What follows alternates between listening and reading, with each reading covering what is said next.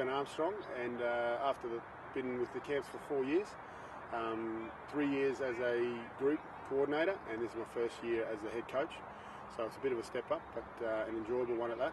The typical day, as I say to the boys on the first day, is basically it's for a week. They're professional rugby players. They train 3 sessions a day for an hour and a half each session. Contact comes in on Wednesday, so they start to see a little bit of that as well, but I'll have a pool recovery session at the end of each day as well.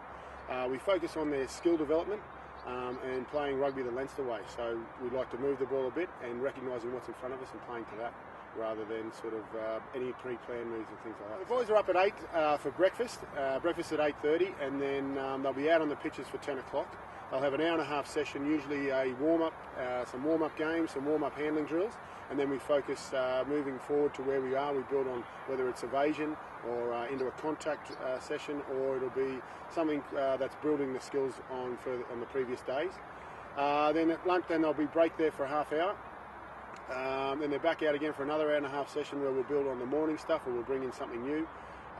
It might be continuity as it is today. Wednesday is the contact session, as I said, and that's one of the most enjoyable ones, where we start to see the boys really challenge themselves, not just physically but also mentally, because contact's a lot about it is the mental aspect of the game. Then in the afternoon they'll have lunch. They have an hour for that, and then in the afternoon we have a 20-minute physical literacy session, which is basically all exercises designed where they don't need to pay money to go to a gym. They can just use a rugby ball and their own space, their backyard or their rugby pitch.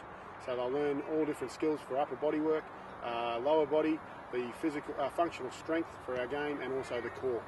And then we'll go for an hour session, which is usually where we'll start to incorporate all the skills we've done in the day into a game session. So there'll be 2-tag tip, or it'll be overload, so there'll be 5 on 12, or later on in the week we actually even the teams up and they go into a little bit of contact structured game.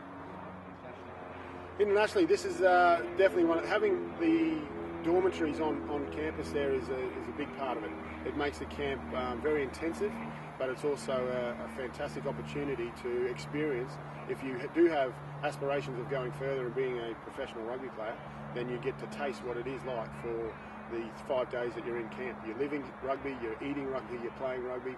It's an intensive week, but an enjoyable one, and you see a lot of smiles on the Friday as it's time to go home. We're really starting.